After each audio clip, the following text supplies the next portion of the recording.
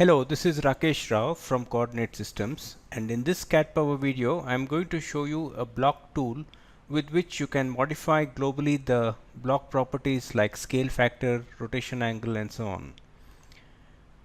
If you start this command, which is called cp_mod_shbl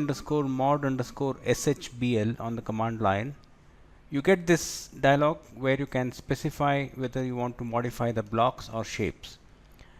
The options for shapes is there because in earlier years shapes was used extensively, but now I think it's more relevant only to block editing. The properties that you can modify are scale factor, relative rotate, absolute rotation and relative scale. Using the standard properties panel, you can easily change absolute scale and absolute rotation, but this command goes a little ahead and also allows you to do it in a relative manner.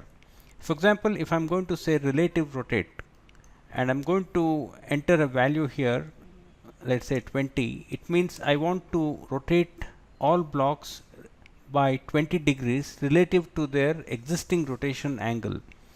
And I'm going to click this option which says rotate scale about insertion point.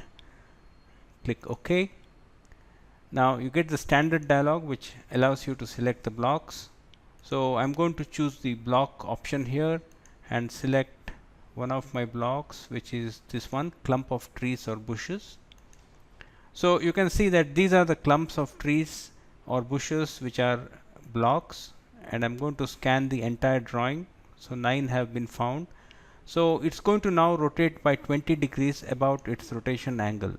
So these blocks have now been rotated by 20 degrees above their existing insertion point. So if I do an undo, you can see how it looks before. The next option in this command is relative scaling.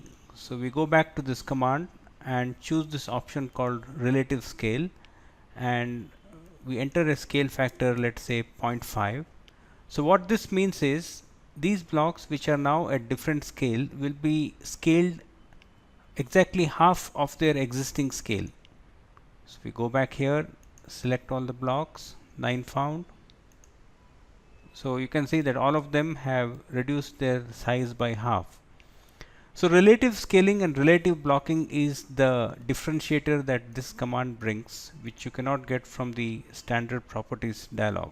The next option that I want to show you is scaling blocks around a point which is not their insertion point. For example, if you look at these two cars here, the insertion point is at the front middle near the bonnet. So let us say if I want to scale these two cars not around its insertion point but around its rear end point, then how do I do it? So I do it using this command. First I need to just measure this distance from front to rear. So that is 140.9. So I can either be accurate or take an approximate value and go with it. So I will take it as 140. So I go back to the command and I'm going to now use relative scale, and 0.5 is fine. But instead of rotate scale about insertion point, I'm going to switch off this option. So these open up now. Scale xy offsets by xy scale factors.